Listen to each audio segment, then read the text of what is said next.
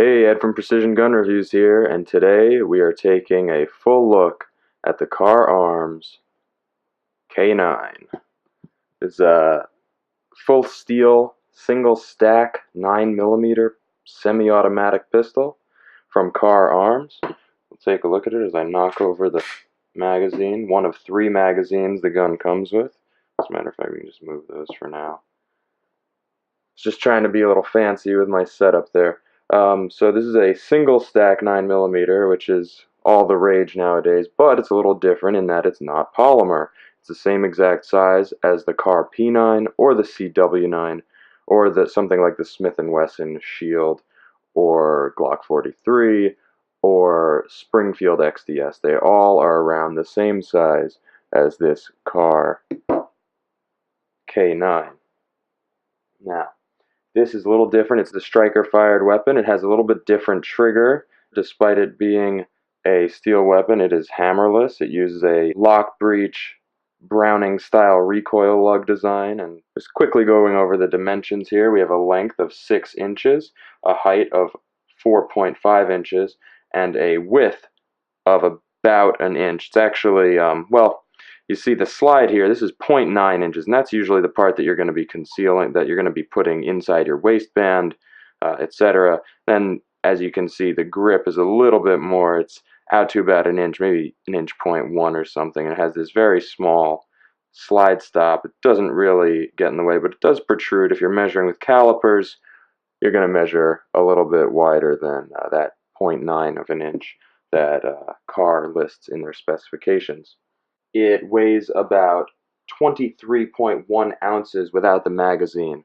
Add in a magazine and you're up to 25. So it's fairly heavy. It's a weighty little gun, very dense. And that helps you with things like recoil mitigation, keeping the nose of the gun on target for follow-up shots. But it's also a much heavier to carry weapon than something like its polymer brother, the P9, which is in the teens in terms of ounces. So it's about a half a pound heavier there. Fully loaded, it brings it up to about 29 ounces. That's considering 8 rounds, 7 in the mag, 1 in the chamber, each one at about a half an ounce. So you're up to 29 ounces fully loaded. And that brings me to the capacity. We got 7 plus 1, and it comes with an extended 8 plus 1. The extended base plate is kind of crude, honestly. It's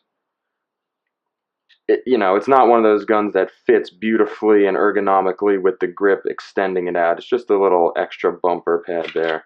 The standard magazine itself is not flush either. It has this little pinky rest on it, which works out, at least for my hand. I have sort of medium to large hands.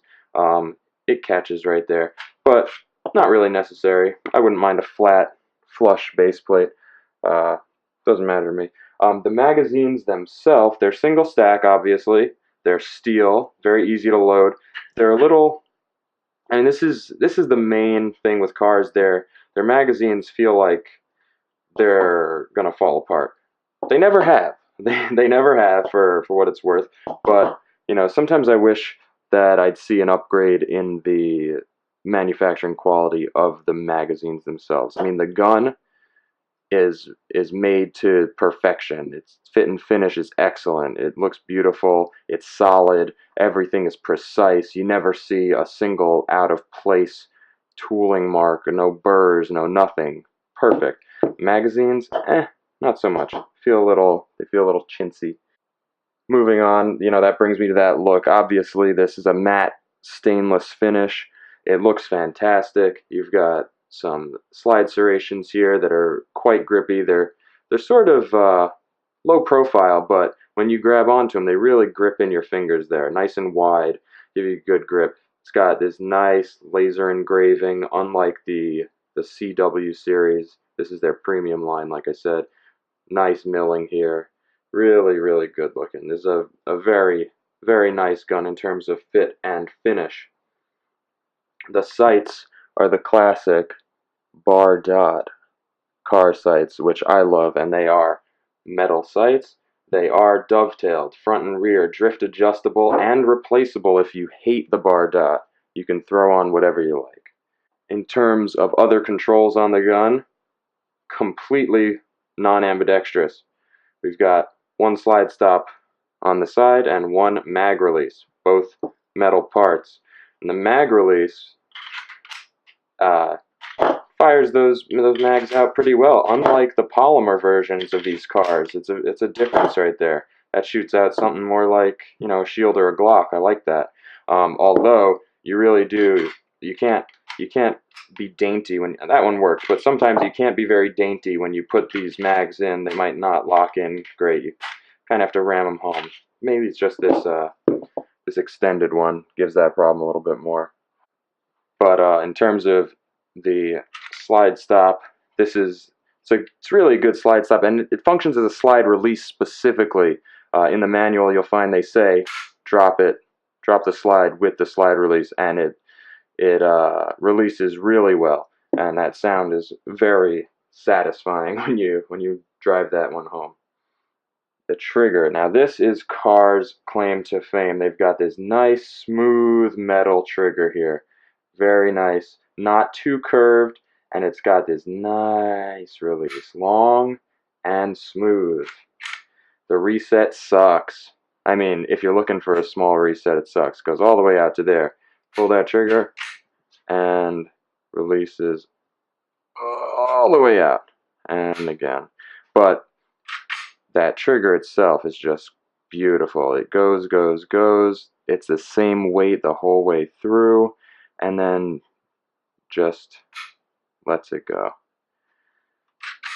Just the same weight all the way through, and it's almost a surprise every time that trigger releases, and I like that. And people who are familiar with cars generally just say wonderful things about the Kahr trigger, and for good reason. It's a fantastic trigger. Now, it's not an ultralight trigger. It is striker fired, but because of the nature of it, you're not hitting a wall and then fighting with it or applying a lot of pressure right at one point. That weight is sort of distributed over the length of the pull, and it ends up feeling a lot smoother than a lot of those striker fired triggers. Some people will hate it, but a lot of people will love it. I'm able to transition back and forth between the two, and I happen to very much enjoy the Kahr striker fired trigger. It's smooth as silk, and it just breaks perfectly. Love that trigger.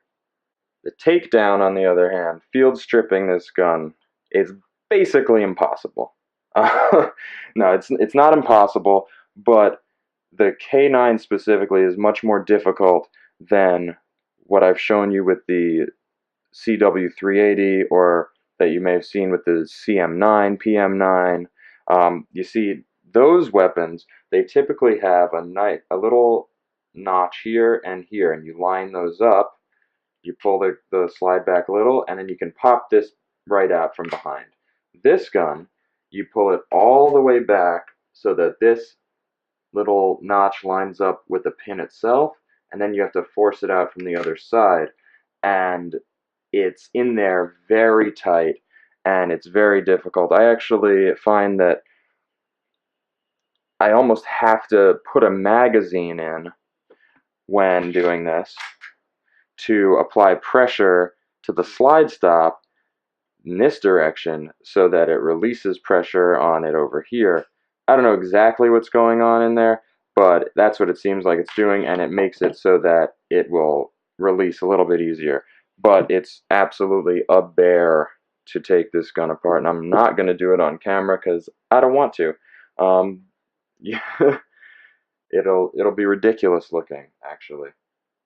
Once you do get it out, however, this is what it looks like. Pin comes out from here.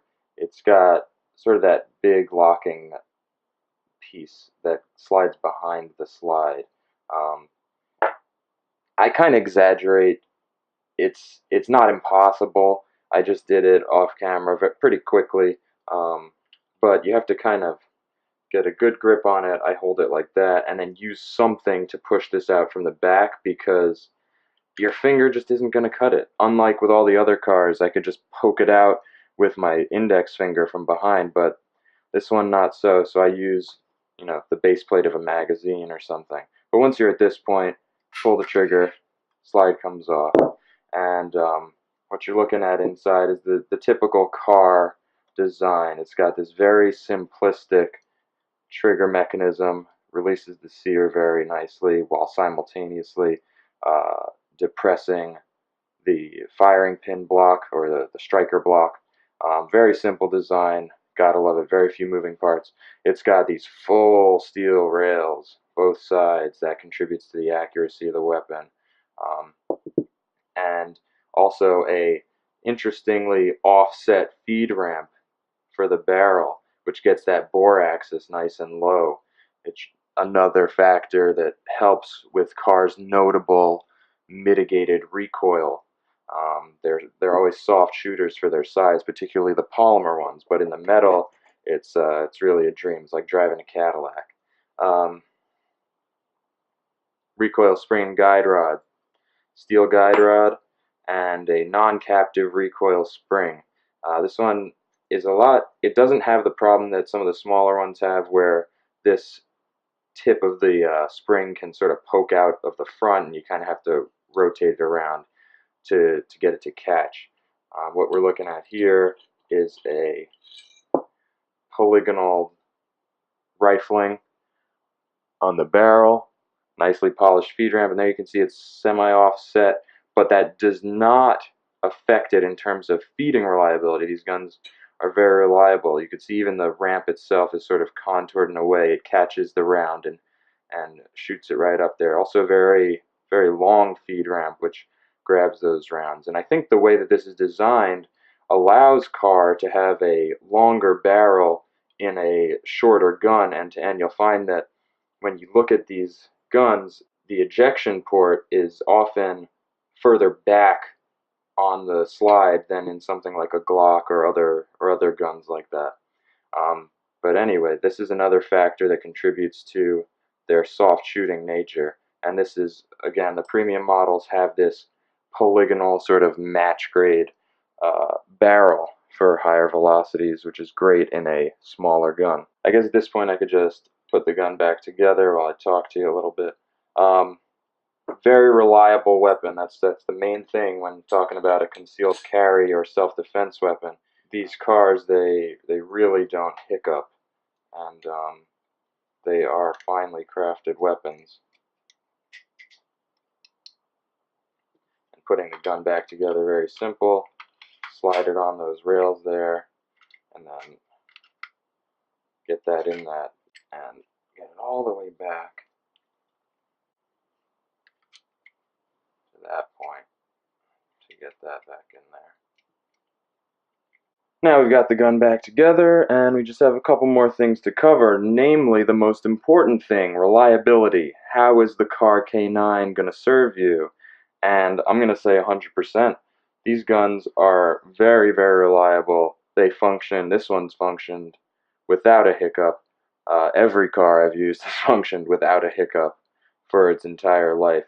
They're great, reliable weapons, and for all the other reasons that I have mentioned, they're a very solid concealed carry option. This one is maybe less of a concealed carry option than its polymer brothers, just for the weight, but if you're looking for something that not only is light and easy to carry, makes you want to have it around and on you every day, maybe something you'll put in a pocket, this wouldn't be that. But if you're looking for something with a little bit more of that recoil mitigation, sort of the classic feel of a all steel gun, maybe a gun to show off to your friends even, I don't know. But this K9, it's a great firearm, and you know, deceptively, like I said in the comparison video with the MK9, deceptively, this is the same size as the M&P Shield, despite it having more of those full frame gun proportions. It is a very small 7+1 round or 8+1 round single stack 9mm, and I recommend it. Its MSRP is about $880, so it's not super cheap. You can find it closer to $750, $800 online. They're not super common, but they are out there and you can find them. And sometimes you can find good deals on them. A lot of times you'll see very old ones. You know, these came onto the market, I believe, in the early 90s. These were sort of pioneering single stack 9mm, and they were made in steel then because that's what you did to have a reliable gun. But they are the origin for the entire Kahr lineup, and the ways that these guns function, the mechanics inside, have a very long history and quite the pedigree. Uh, these Kahr guns are fine weapons. So if you're looking for something a little more upmarket and you don't mind the weight, the K series definitely a good choice. I would very much recommend it. Until next time, this is Ed from Precision Gun Reviews. If you like what we're doing here, be sure to like the video and subscribe to our channel for everything new that comes out. And as always, until we see you again, stay safe.